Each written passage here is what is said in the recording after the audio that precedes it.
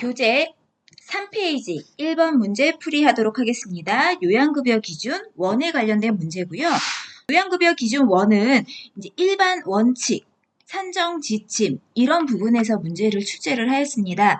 그래서 진찰료라든지 검사료라든지 기본적인 검사에 대한 기준을 이제 숙지를 하시고 문제를 푸시면 되고요. 우선 1번 문제는 기본 문제입니다. 1번 문제 한번 보도록 하겠습니다. 1번은 무엇을 묻는 문제냐면은 진찰료의 구성 요소라고 해서요. 우리가 진찰료라는 말이 나오면 외래 진료비라고 생각하시면 됩니다.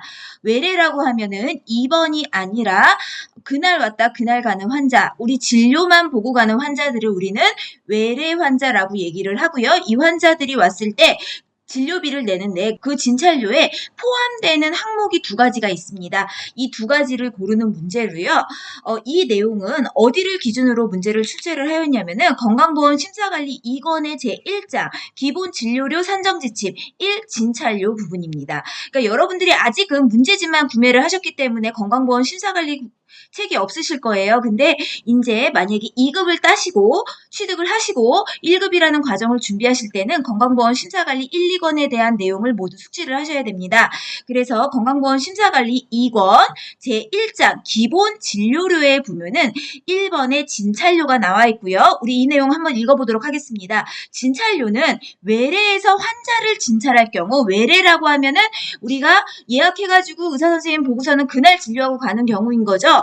처방 전에 발행과는 관계없이 산정하며 초진 환자를 진찰하였을 경우에는 초진 진찰료, 초진이라고 하면 초죠. 처음 온 환자, 재진 환자는 극과에 두 번째로 온 환자를 얘기를 합니다. 재진 진찰료를 산정한다. 그럼 진찰료는 뭐뭐가 포함되냐? 여기 이제 중요하게 기본 진찰료라는 게 포함이 되고요. 외래 관리료라는 게 포함이 되고 있습니다. 기본 진찰료는요. 초진인 경우와 재진인 경우의 점수의 차이가 조금 나타나고 있습니다. 재진의 경우에 점수가 조금 달라져요. 초진은 155.57점. 여러분들 다 아실 거라고 생각하고 이 얘기까지는 안 하고 가겠습니다. 상대가치 점수라는 제도로 행위별 수가제는 운영이 되고 있고 여기다가 점수당 단가가 곱해지는 거죠. 그래서 초진의 경우는 155.57점인데 재진의 경우는 98.03점. 왜? 재진은 카드 다 만들었고 우리 병원에 벌써 등록한 환자입니다. 그렇기 때문에 비용이 초진에 비해서는 적게 받을 수가 있는 거죠. 자, 이렇게 돼서 이런 기본 진찰료와 외래 관리료는 금액이 똑같습니다. 왜? 처방과 진료에 관련된 내용이기 때문에 같은 금액으로 산정이 되고 있습니다. 이 두 가지 구성 요소로 된다는 거. 요거 이제 아시면 되겠습니다. 문제집으로 꼭 복습하시기 바랍니다. 3번 문제입니다. 3번은 2번요 산정 기준 중 옳지 않은 것은 고르는 문제이고요. 이 문제는 해설에 나온 것처럼 건강보험 심사관리 2권 제1장 기본 진료료에서 문제를 출제를 하였습니다. 그럼 기본 진료료에는 어떤 내용이 나와 있는지 한번 보도록 하겠습니다. 먼저 1번에는 진찰료, 그래서 진찰료와 관련된 내용이 있는데 여기는 생략을 하고요. 2번에 있는 2번료부터 확인을 해볼게요. 2번료는 가해, 입원료 등에는 입원 환자 의학관리료 40%가 포함이 되고요. 또 입원료에는 간호관리료 25%, 그 다음에 병원관리료 35%가 포함이 됩니다. 그리고 이거에 대해서는 요양기간 종별에 따라서 산정을 한다. 이 얘기는 무슨 얘기냐 하면은 입원료에 대한 산정 점수가 요양기간별로 종류별에 따라서 점수가 상이하게 나열이 되어져 있기 때문에 종별에 따라 산정한다. 이렇게 나와 있고요. 나번에 입원료 등을 산정하기 위해서는 국민건강보험법 제43조 및 시행규칙 제12조에 따라서 요양기관의 병실 및 병상 현황을 신고하여야 한다. 이 얘기가 이제 되어 있습니다. 4번입니다.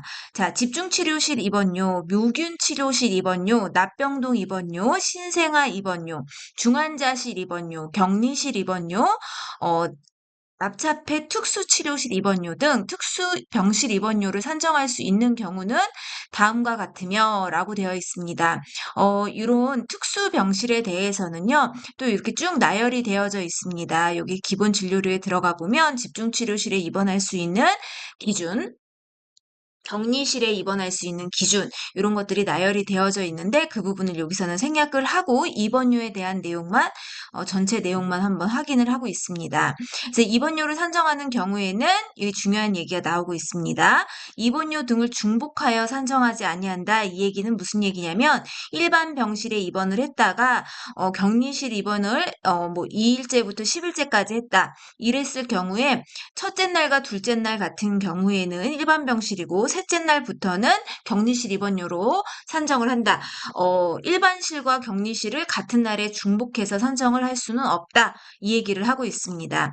라번에 있는 내용, 우리 3번 문제는 입원료 등 요 내용을 가지고서는 문제가 출제가 되었고요.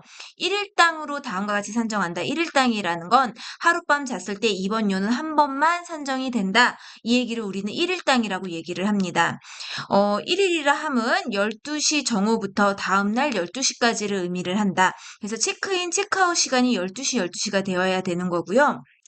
우리가 일반 뭐 호텔이라든지 이런 데 가더라도 좀 일찍 와서 체크인을 한다. 늦게 체크아웃을 한다. 이랬을 때 반값의 반 정도를 받고 있어요. 이런 것처럼 병원 같은 경우에도 여기 이렇게 나오고 있습니다. 만약에 입원을 12시가 정상인데 새벽 0시부터 6시 사이에 입원을 했거나 퇴원을 하는데 12시 퇴원이 정상인데 6시, 저녁 6시부터 24시 사이에 퇴원한 경우에는 입원료 소정 점수의 50%를 별도 산정한다. 이렇게 되어 있습니다. 자, 3번입니다. 하지만 병원이란 데는 딱 맞춰서 12시 딱 정확하게 입원을 하고 12시 정확하게 퇴원을 할 수 없는 경우가 있기 때문에 요게 있습니다. 6시부터 12시 사이, 그리고 퇴원을 하더라도 12시부터 6시 사이에 퇴원한 경우에는 별도 산정하지 아니한다. 이 얘기는 우리가 1시간 늦게, 좀 2시간 늦게 이렇게 퇴원하는 거, 특히 6시간 까지 봐주고 있습니다. 12시부터 저녁 18시까지, 그리고 12시부터 아침 이제 오전 6시 요 사이에 입원을 하는 거, 이렇게 입원을 하는 거는 별도로 산정하지 않아야 한다. 이렇게 되어 있습니다. 자, 4번은요. 입원과 퇴원이 24시간 이내에 이루어진 경우라고 되어 있습니다. 이 얘기는 무슨 얘기냐면 나는 분명히 오늘 외래 진료를 하러 갔는데 검사 시간이 길어지고 또 진료 시간이 길어졌습니다. 그 기준을 두었습니다. 6시간 이상인 경우에는 1일의 입원료로 산정할 수 있다. 이렇게 되어 있습니다. 이거를 우리는 납병동 입원료라고도 얘기를 하고요. 이렇게 해서 오늘 외래로 왔는데 검사나 아니면 진료 시간이 6시간 이상이 되었다라고 하는 경우에는 입원료로 산정을 한다. 자, 5번하고 6번은 입원료 체감제를 얘기를 하는 거고요. 5번하고 6번에서는 입원료 체감제라고 하는 거는 우리가 급성기 병원을 기준으로 했을 때 15일까지는 입원료의 100%를 산정합니다. 그런데 16일째가 넘어가게 되면은 모든 서비스가 이제 끝난 상태이기 때문에 이때부터 입원료는 90%. 그래서 원래 하루에 입원료가 10,000원이라고 한다면 이때는 9,000원을 산정한다는 얘기예요. 그리고 31일째가 되면은 85%를 산정해라. 이렇게 하면서 점점 입원료가 감액이 돼가죠. 이거를 우리는 입원료 체감제라고 얘기를 합니다. 자, 3번 입원료 산정 기준 중 옳지 않은 것은 해서 보기를 한번 보면은요. 1일이라 하면 12시, 12시 이거 맞는 얘기죠. 0시에서 6시 사이 소정 점수 50%를 별도 산정한다. 자, 그 다음에 4번하고 5번 볼게요. 입원료는 이번 16일부터 30일까지 해당 소정 점수의 90%를 산정. 31일째부터는 85%를 산정. 이 얘기 입원료 체감제를 얘기를 하는 거죠. 자, 3번입니다. 3번은요. 기준에서 입원과 퇴원이 같은 날에 이루어졌다. 이랬을 때 8시간 이상으로 나왔는데 우리 기준에서는 6시간 이상으로 나왔죠. 그래서 6시간 이상. 그래서 틀린 부분은 이 부분입니다. 6시간 이상 되었을 때 1일의 입원료로 산정을 할 수가 있습니다. 5페이지 펴도록 할게요. 5페이지의 8번 문제입니다. 입원료 소정 점수에 포함되지 않는 것은 무엇이냐라는 문제고요. 자, 소정 점수라고 나오는 이유는 입원료라고 하면은 금액으로 나와야 되는 거 아니야? 그렇지만 우리나라의 건강보험은 상대가치 점수로 나와져 있습니다. 상대가치 점수라는 건 여러 가지 서비스들이 있으면 그 서비스들이 인력이 요거는 2개 든다, 얘는 3개 든다, 얘는 1개 정도면 된다, 또는 재료가 요 정도 든다, 얘는 요만큼, 그거에 대해서 서로 비교를 해서 점수가 매겨졌습니다.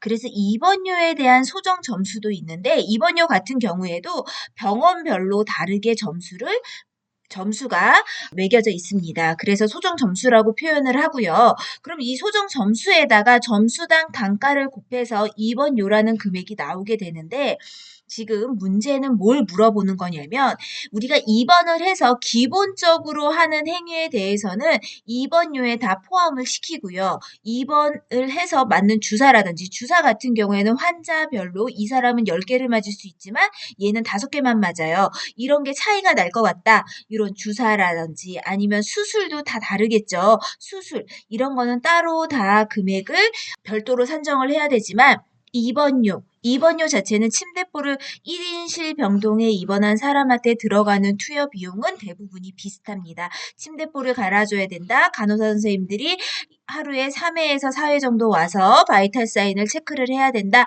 이런 것들은요. 입원을 하는 순간 어떤 입원 환자랑 다 비슷하게 적용이 됩니다. 그렇기 때문에 입원료 소정 점수의 기본적인 행위에 대해서는 다 포함을 시키고 있고요. 우리가 입원료라고 하면 3가지 형태로 나눠집니다. 의학 서비스료, 간호 서비스료, 그리고 병원 관리료 이렇게 해서 의학 관리료, 간호 관리료, 병원 관리료 이렇게도 얘기를 하는데 3가지 형태로 나눠져서 요 내용이 합쳐진 게 입원료입니다. 그래서 간호사의 행위, 의사 선생님이 와서 기본적으로 하는 행위들이라든지 아니면 병원이 이 환자한테 기본적으로 해줘야 되는 입원을 했을 때 해줘야 되는 행위들에 대해서는 입원료에 다 포함을 시키고 있습니다. 자, 그러면은 보기에 있는 내용을 가지고 심사 기준에 근거를 해서 설명을 해드리도록 하겠습니다. 자, 보기 1번은요, 고영양 수액제 관리라고 되어 있는데, 여러분들 고영양 수액제 관리라고 하면은 이게 뭐냐면, 환자가 영양분을 구강을 통해서, 입을 통해서 충분하게 섭취를 하지 못하는 상황이다, 라고 하는 경우에는요, 혈관을 통해, 그러니까 혈관을 통해 수액을 달아서 영양분을 공급을 해주는 일을 하게 되고요. 이 영양분의 뭐 영양제라든지 이런 재료값은 따로 들어가겠지만 이거를 관리를 해주는 값은 기본 진료료, 입원료에 소정 점수에 포함되는 걸로 나오고 있습니다.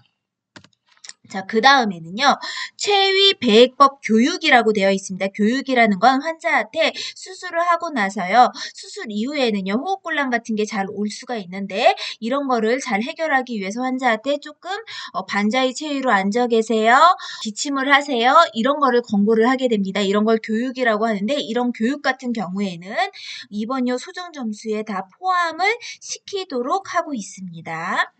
자, 그 다음에는 24시간 INO라고 되어 있습니다. 여러분들 INO라고 하면은 인풋 앤 아웃풋이라고 해서요. 환자가 병원에 입원을 해서 들어가는 거. 그러니까 뭐 구강으로 섭취를 했건 혈액관으로 섭취를 했건 즉 내 몸속에 들어오는 걸 인풋이라고 하고요. 이것들이 내 몸속에서 대사가 돼서 바깥으로 나오는 거. 소변이라든지 대변이라든지 이런 거를 우리는 아웃풋이라고 얘기를 합니다. 대부분 입원을 하면은 수술 전날에도 금식을 해야 되고요. 수술 이후에도 금식을 해야 됩니다. 이 과정 중에서는 수액이 들어가고 수액에 따라서 수액은 물이죠. 이거에 따라서 소변이 얼마큼 나오는지를 간호사 선생님들이 와서 계속 체크를 합니다. 이런 체크는요. 입원료 소정 점수에 다 포함이 되게끔 하고 있습니다. 자, 그 다음에 4번은 회송료라고 되어 있고요. 회송료는요. 아까 전에 입원료처럼 분류번호가 따로 매겨져 있고 요양급여 기준집에 151.62점이라고 되어져 있습니다. 회송료라는 거는 1번에 2단계 요양급여를 담당한 요양기관에서 요양급여 회송서와 해당 환자의 요양급여에 관한 정보를 제공하여 1단계 진료를 담당할 수 있는 요양기관으로 회송한 경우에 산정한다. 즉 우리나라는요. 1단계, 2단계에서 의료 전달 체계가 존재를 하고 있고 그래서 지금 현재 1단계에서 2단계로 갈 때도 의뢰서를 가지고 가고 2단계에서 1단계로 갈 때도 회송 다시 트랜스퍼를 하는 흡연서를 가지고 가게끔 하고 있습니다. 이런 비용에 대해서 151.62점이라는 점수를 따로 별도로 산정할 수 있게끔 하고 있습니다. 회송 시에 제공한 진료기록부 등의 복사에 소요된 비용은 실비로 가입자가 부담한다. 그래서 복사 비용은 우리 환자가 부담을 하고요. 그 외에 2단계에서 1단계로 다시 회송을 한다. 2단계에서 수술이 맞춰지고 1단계에 가서 외래 진료를 받도록 하는 거에 대해서 여러 가지 부분에 대해 전달을 할 때 회송료가 산정이 될 수가 있다. 별도로 산정이 됩니다. 자, 보기 5번에 있는 거는요. 활력 증후 측정이라고 그래서 우리가 바이탈 사인이라고 얘기를 하고요. 바이탈 사인 2번을 했을 때 간호사 선생님들이요. 아침에 와서 혈압 재고, 체온 재고 이런 행위들, 요 행위는 2번요 소정 점수에 포함이 된다고 심사 기준에 나와 있습니다. 20번입니다. 20번은 진찰료 산정 지침으로 옳지 않은 것은 이라고 되어 있습니다. 그래서 진찰료 산정 지침이기 때문에 건강보험 심사관리 2권 제1장 기본진료료의 진찰료에서 문제가 출제가 되었습니다. 그럼 진찰료에 대한 내용 한번 보도록 하겠습니다. 가번에 진찰료는 외래에서 환자를 진찰한 경우에 처방 전의 발행과는 관계없이 산정을 한다. 라고 되어 있습니다. 이 얘기는 뭐냐면 의사 선생님하고 만난 거 자체가 진찰료가 산정이 된다. 선생님께서 특별히 약을 처방하지 않더라도 병원에 갔을 때 처방전이 없더라도 진찰료는 산정이 되고요. 초진 환자를 진찰하였을 경우에는 초진 진찰료, 재진 환자를 진찰하였을 경우에는 재진 진찰료입니다. 우리가 병원에 왔을 때 우리 병원 처음 온 환자는 신환이라고 얘기를 하고요. 두 번째 온 환자부터는 구환이 됩니다. 그런데 여기서 초진과 재진은 건강보험에서 사용하는 용어로 초진 환자라는 거는요. 우리 병원에 동일 진료 과목 의사에게 그러니까 내가 처음으로 이 정형외과에서 골다공증으로 치료를 처음 받았어요. 이러면 초진 환자가 됩니다. 그런데 그 다음 날부터 와서 이제 약 처방을 받기 위해서 재진으로 이 정형외과에서 골다공증 진단명으로 계속 치료를 받는다? 재진 환자가 됩니다. 근데 우리 병원에 정형외과를 계속 다니다가 내가 내과를 진료를 받게 됐어요. 그럼 내과에 다시 초진이 되는 겁니다. 그래서 동일 진료 과목 의사에게 진료받은 경험이 없는 환자, 그래서 같은 상병으로 없는 환자, 이러면 초진 환자고요. 진료를 계속 받고 있는 경우에는 재진이라고 합니다. 그러면 우리가 또 애매모호한 경우가 있습니다. 치료가 종결이 되는 게 있어요. 치료의 종결이라는 거 하는 거는 6번 항목에 이제 설명을 해놨는데 치료의 종결이라 함은 해당 상병의 치료를 위한 내원이 종결되었거나 선생님이 이제 더 이상 오시지 않아도 돼요라고 했다거나 아니면 약을 이제 처방을 받아가면서 30일 후에 이 약이 이제 종결되는 날짜가 있겠죠. 약이 30일치를 받아 나갔어요. 이 약 다 끝나면 안 오셔도 됩니다. 이랬을 때 투약의 종결이 됩니다. 이렇게 종결이 명확하게 되어 있어요. 우리가 감염병 같은 경우에는 치료의 종결이 명확하게 선생님이 진료기록부에 작성을 하지만 약간 애매모호한 경우들도 있습니다. 치료가 종결되지 아니하여 계속 내원하는 경우에는 내원 간격에 상관없이 재진 환자다. 이 얘기는 선생님이 이제 계속 약타로 계속 오라고 했어요. 이런 경우에는 내원 간격 상관없이 재진 환자가 되고요. 완치 여부가 불분명하여 치료의 종결 여부가 명확하지 아니에요. 그러니까 거의 다 나서 안 와도 될 것 같았는데 치료 종결은 명확하지 아니한 경우에는 같은 상병으로 90일 이내에 내원을 하면 재진 환자입니다. 그런데 90일이 지나가면 초진 환자가 되겠죠. 그리고 해당 상병의 치료가 종결이 됐습니다. 그래서 동일 상병이 재발하여 진료를 받기 위해 내원한 경우에는 초진 환자로 봐요. 네, 종결이 된 후에는요. 다만 치료가 종결이 되었는데 30일 이내, 한 달 이내에 내원을 했으면 재진 환자로 봅니다. 자, 그래서 치료의 종결이라는 게 있다라는 거, 요거 내용을 숙지를 하시고 보기를 한번 보도록 하겠습니다. 진찰료 산정 지침으로 옳지 않은 것은 이라고 되어 있고요. 진찰료는 기본 진찰료와 외래관리료의 소정 점수를 합하여 산정한다. 맞습니다. 초진 환자란 해당 상병으로 동일 의료기관의 동일 진료과목 의사에게 진료받은 경험이 없는 환자, 초진 환자를 정의하는 거죠. 재진 환자란 해당 상병으로 동일 의료기관의 동일 진료과목 의사에게 계속해서 진료받고 있는 환자. 완치 여부가 불분명하여 치료의 종결 여부가 명확하지 아니한 경우 90일 이내에 내원 시 초진 환자가 아니라 재진 환자라 하죠. 네. 재진 환자라고 합니다. 치료의 종결이란 투약 처방이 없는 경우. 맞습니다. 치료의 종결이란 투약 처방이 종료가 된 거. 이것도 치료의 종결의 하나의 정의로 들어갈 수가 있습니다. 답은 4번입니다. 13페이지 34번 문제 풀어보도록 하겠습니다. 자, 34번 문제는요. 초진 진찰료다. 자, 진찰료 나왔으면 누구? 외래 환자다. 초진이라는 환자는 어떤 환자? 우리 병원에 처음 온 환자도 돼요. 근데 이런 말도 들어봤는데 신환. 그쵸. 신환은 우리 병원 처음 왔어요. 두 번째부터 오면 구환이에요. 그럼 초진과 재진은 뭔데요? 이거는 건강보험 때문에 만든 얘기예요. 우리 병원이 종합병원이에요. 내과도 있고 외과도 있습니다. 내과에 처음 왔다 초진입니다. 외과에 처음 왔다 초진이에요. 내과 왔다가 외과 갔다 초진이에요. 내과에서 두세 번 왔다 두 번째부터는 재진 들어갑니다. 그쵸? 자, 그러면은 그 기준 한번 우리 산정 지침에서 나오는 내용 숙지하면서 보시도록 하겠습니다. 여러분들 해설에 어떤 책을 기준으로 해서 문제를 출제를 했다 나오고 있습니다. 자, 우선은요. 초진 진찰료라고 하는 거는요. 신환이라는 말 쓸 수 있어요. 신환이라는 말 쓸 수 있습니다. 자, 진찰료는 외래에서 환자를 진찰한 경우에 처방전의 발행과는 관계없이 산정하다. 처방전 없어도 의사 선생님이 나를 한번 봤다. 이러면 이제 산정이 되는 거고요. 재진 환자를 진찰하였을 경우에는 재진 진찰료를 산정한다라고 되어 있습니다. 이 내용 보도록 할게요. 초진 환자란 해당 상병 내가 요번에 감기라는 진단명으로 왔다. 동일 의료기관의 동일 진료과목 의사에게 진료받은 경험이 없는 환자를 말한다. 처음 우리과 왔다. 이런 경우를 말합니다. 재진 환자란 해당 상병으로 동일 의료기관의 동일 진료과목 의사에게 계속해서 진료받고 있는 환자를 말한다 라고 되어 있습니다.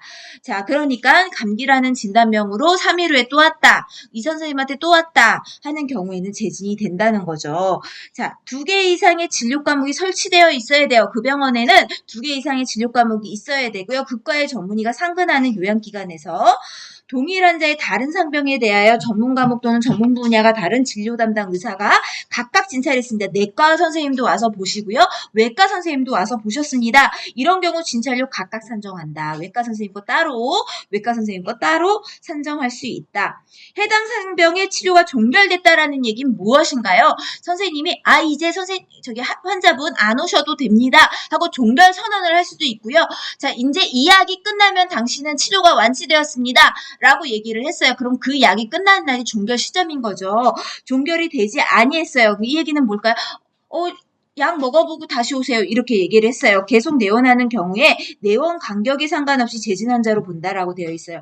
근데 이거 약 먹고 다시 와야 돼요. 종결 선언을 한 번도 한 적이 없습니다. 그런데 내원 간격이 조금 길어졌어요. 이런 경우에도 재진 환자로 본다라는 얘기예요. 근데 완치 여부가 불분명해졌습니다. 치료의 종결 여부가 명확하지 아니한 경우에 90일 이내에만 내원하면 재진 환자로 보는 거를 원칙으로 하고 있습니다. 자, 초진 진찰료로 옳지 않은 것 고르는 거 어렵지 않습니다. 자, 종료가 되었을 때는 30일 이후에 왔을 때는 다시 만약에 우리과의 치료가 종결이 되고 나서요. 그 진단명으로 다시 왔다. 종결, 선생님 이 약 먹고 끝났어요? 라고 했는데 30일 이후에 30일이 지나서 45일쯤 됐을 때 다시 왔습니다. 이런 경우에는 다시 초진으로 가요. 근데 종결 여부가 명확하지 않은 경우에는 재진 환자로 본다는 얘기입니다. 자, 34번에 초진 진찰료로 옳지 않은 것 신환 맞습니다.